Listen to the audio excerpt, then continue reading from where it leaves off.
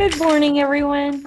Today is Wednesday, September 2nd, and we're going to have some fun today. It's going to be kind of a chill day. We're going to be learning about character today, so it'll be fun. All right. We are going to demonstrate safe use of voice and body. We are going to watch some character movement videos and respond to questions about those videos. The question of the day today is, who is your favorite character on a show that you watch, and why is it them? Now, this doesn't have to be a television show. It can be a Netflix show. It can be a YouTube recurring show. For example, Joey Graceffa's Escape the Room show or Escape the Night, that would be considered a show. So if that's something you watch, that is fine. Why are they your favorite character? What is it about them that makes them your favorite? So an example for me, well, that's a movie. Well, I'm going to do a movie, but I would prefer it if you did a show. Well, I guess you could do a movie. Be creative. Who's your favorite character? So my favorite character in X-Men is Magneto. And one of the reasons he's my favorite character is, well, not just because Michael Fassbender is my favorite actor, but he was already my favorite character before Michael Fassbender played him. But he's my favorite because of the depth of character, because he's really conflicted, and he really has a deep backstory that you really understand. Now, one thing I do hate that they do in the movies is that they always feel the need to hurt him to justify him being evil. He's fully justified to be evil. He's a supervillain. So I don't like that. That is something that I don't agree with. I think that you can find other ways to justify villainous acts from a villain than just constantly killing people that they love. I don't think that that is a good enough justification. But I do love his depth of character and how his past really affects him, and how everything he does can be traced back to a moment in time. I love that. I love that in books, and I love that in movies, where you can see, whether or not it happens at the beginning of the movie or at the end, you can see, oh my goodness, everything can be traced back to these events. I like that in real life too. There's lots of events in my life that I can literally trace back to one single event, and I'm like, wow. It's just really interesting. I like cerebral things. All right, the agenda for today. We're going to do some viewpoints exercises. Now, if you've never done viewpoints, this is going to be real weird. If you have, it's still going to be weird. But it's fun, and it has to do with walking and the way that your body moves and the way that you react. So that would be, if I told you to walk around as though you were incredibly sad, the idea is that you change your entire physicality to embody that emotion. So I'm really happy right now. So if I was going to walk around as though I was sad, I would want to droop my shoulders, might want to drop my head, might want to hug myself. I might want to breathe slower, deeper. Drop my voice like that. So I changed my physicality, changed my voice, changed how I am behaving to fit what it is that I'm asking. So that's what we would do. So I would attempt to do it in the Zoom, to have you walk around and do that. In real life, we would walk around the room and do it. We're going to see if it works on Zoom. It might not work on Zoom. That's okay. The bulk of our lesson today is going to be about finding character. When you're finding a character, what you're looking for is how to physicalize your inner thoughts. Okay, so there are things that characters do that you don't even pay attention to, that your brain is subconsciously seeing. Okay, so you do this in real life too. So like if you're uncomfortable, you might be fidgeting, okay? Or have you ever been at like a lunch table and your friend has ketchup on their mouth and you don't want to say anything, so you start doing this? That's your brain attempting to send a psychological signal to your friend they need to wipe their mouth. And that tends to happen. It also tends to happen if you're watching a movie and somebody has like something on their face. You'll find if it stays there long enough, you will attempt to wipe it from your face. It's a psychological thing that happens that we don't really know why it happens. So those kinds of movements, those kinds of things is what you want to find in your character. Those kinds of things really make the character come alive. Those types of things are called tics. So if your parent sometimes shakes their leg or bounces their leg when they're nervous, that's a tic.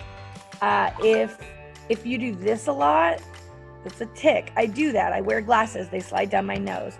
So I find that when I'm not wearing glasses, if I'm wearing contacts, I still do this, even though I'm not wearing the glasses. So it becomes a habit. It becomes habits. And the more of those that you can find in your character, the more that you can delve into your character, the better an actor you're going to be. So let's go back.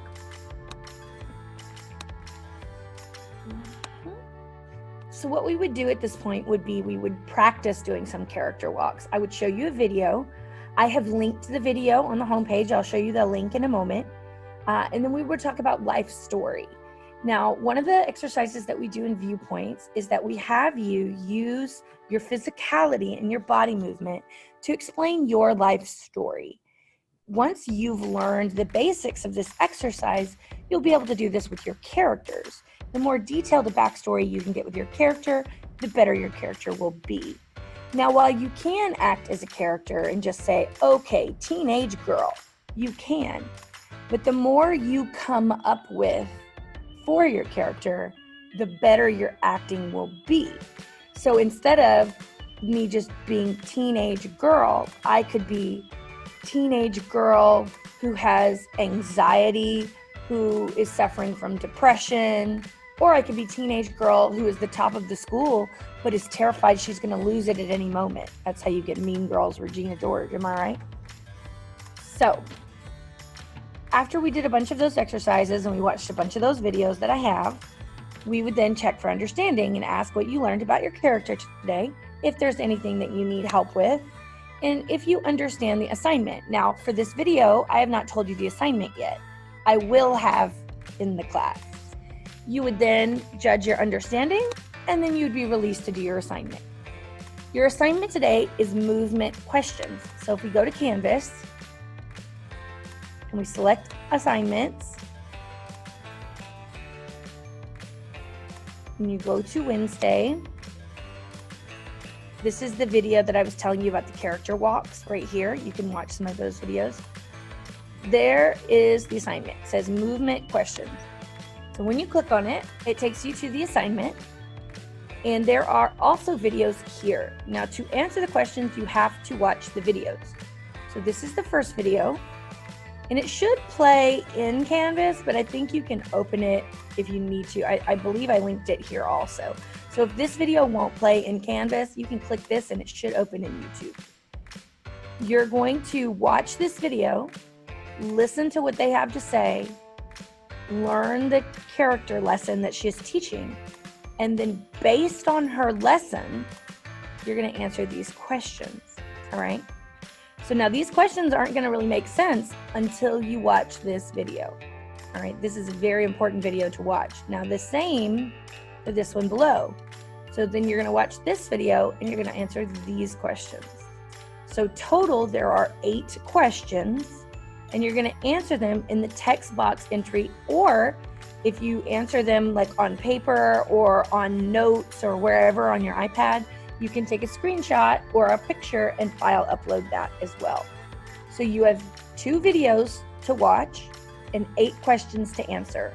And that is your entire assignment for today. Now, just an overview. If you have missing work, there are 2 ways that you find missing work, all right? Both of them take you to the same place. The first one is modules. You're going to click on modules. The second one is the help center. It has a button that will take you to modules. So we're going to click on it. And when we go to modules, it's going to show us every module for the year. Now, every week I move a different module to the top so that it always has the current module on top. So this is week 3, and it has the dates for you. Today is the 2nd, so it has the date, and then it has all of the stuff. Now, all of these assignments are linked in the original page that I took you to. So every week, when you click on this home page right here, it has these links in them, and this is what it's linked to. So if you're ever absent, you can do the work that you're missing. Now, week 1 and 2 have been moved to the bottom because we're no longer in week 1 and 2, but they are still open. They will be open and available to do their assignments until October 9th. The reason they are open that long is because that is when the grading period is over. So October 9th is week 8 of our 9-week quarter. I do not take assignments on the last week of the quarter. So you have until October 9th to turn in any and all assignments for full credit. Okay? I'm not taking off late points. You have all the time in the world. All right?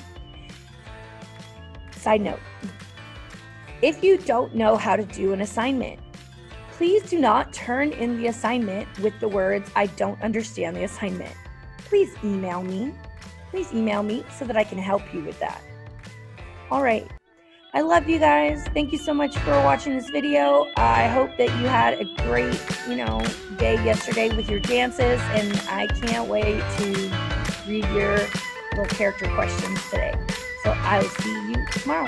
Bye.